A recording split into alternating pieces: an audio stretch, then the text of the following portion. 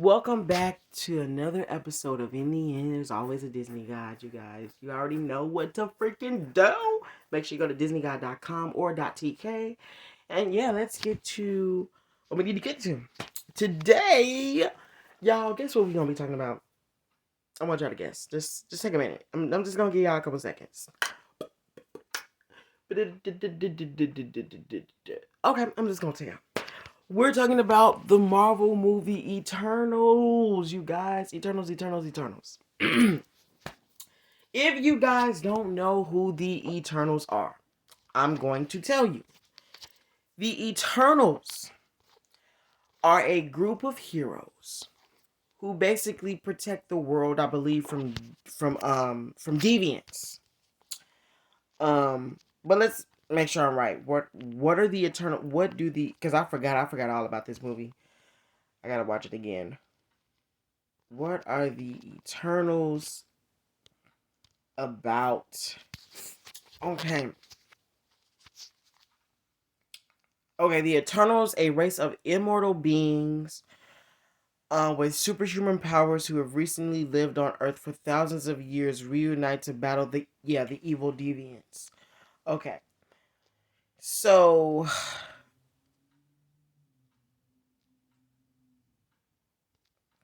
one of the most biggest questions is are the Eternals more powerful than the Avengers? Here is what the answer is for that.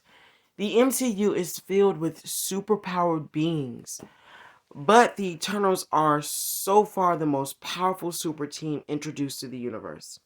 While the oh, while the individual members of the super team are on the level of many Avengers, if the Eternals work together, not even gods can stop them.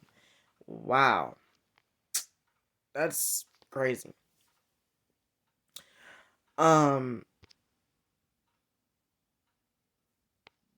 But let's see what are deviants. Or you know what? Let's do the review of the Eternals because I forgot.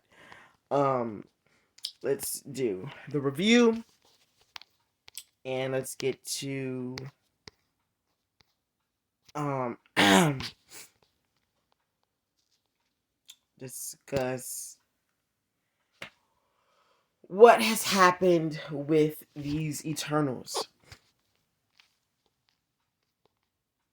Eternals is sprawling across scenery, across centuries, you name it. The story follows 10 immortal beings throughout Earth's history as they fight to protect the planet from deviants. They're basically large, cranky, tentacly murder monsters for those unfamiliar.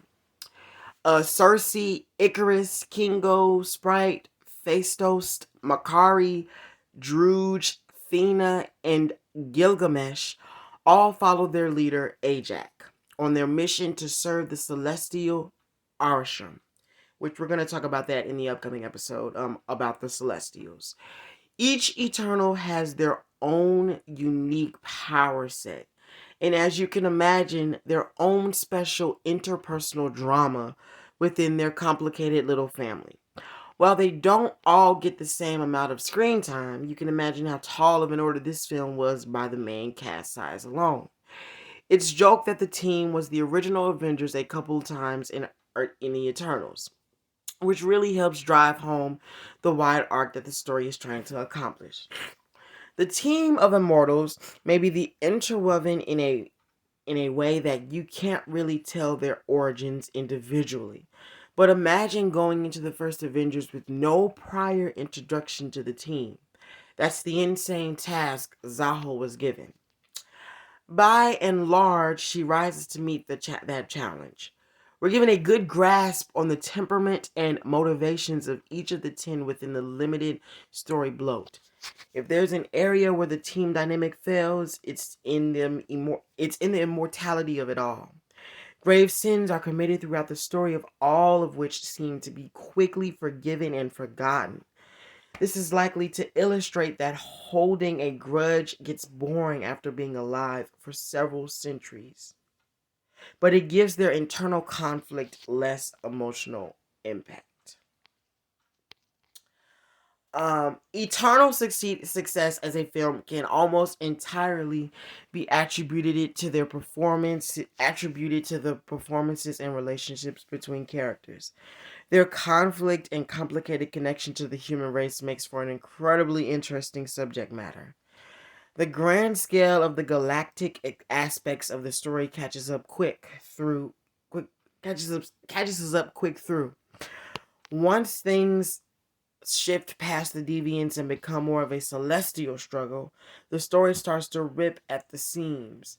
The problem is that it feels like there was truly no way for Zaho to succeed here. Scrapping some of the trademark grand landscape wouldn't shots wouldn't have made enough time for her to be able to connect us to those characters and give us kind of a grand finale that Marvel films are known for.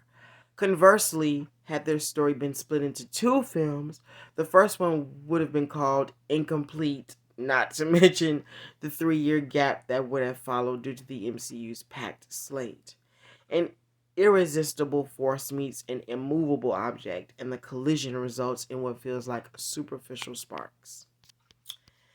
Eternals is huge, centuries worth of stories and a whole team of vastly different heroes condensed into a visually stunning, impeccably acted film.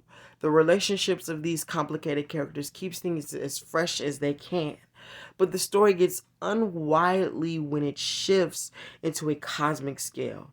Had it kept the narrative closer to home, it would have been played better as a standalone film. But it wouldn't have felt like the Grand Eternal's introduction into the MCU had that been the case.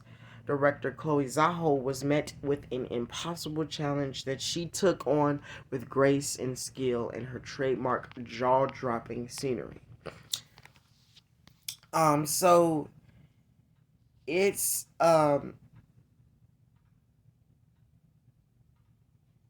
it's a good film. I would definitely say that. I remember the movie. It's just I forgot a lot of it, but it's a good film. I'm not even gonna lie about that. It's a very good film. Um, I know another thing. I know another thing that was also brought up was why wasn't the Eternals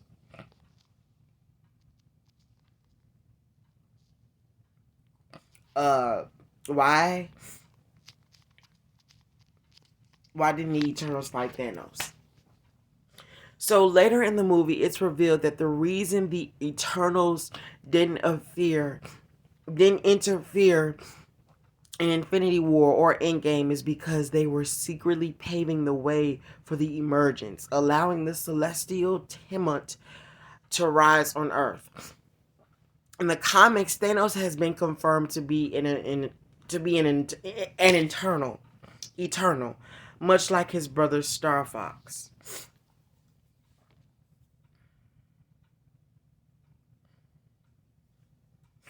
So yeah, that is the reason why they didn't interfere with the fight against Thanos. Because I was wondering, I'm like, okay, if these gods are all powerful as they claim to be, why didn't they fight or go against Thanos? I was like completely lost on that one.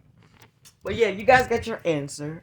I hope you enjoyed today's episode. Make sure you subscribe to this podcast so you can get updates when a new episode premieres or airs. I want to thank you, and you guys already know. Check out the IMDb page to know when any upcoming episodes are coming out. Thank you for listening in. I hope you enjoyed today's episode. Make sure you go check out disneyguy.com or .tk. I hope you enjoyed today's episode, and yeah, thank you for listening in, and bye-bye, guys.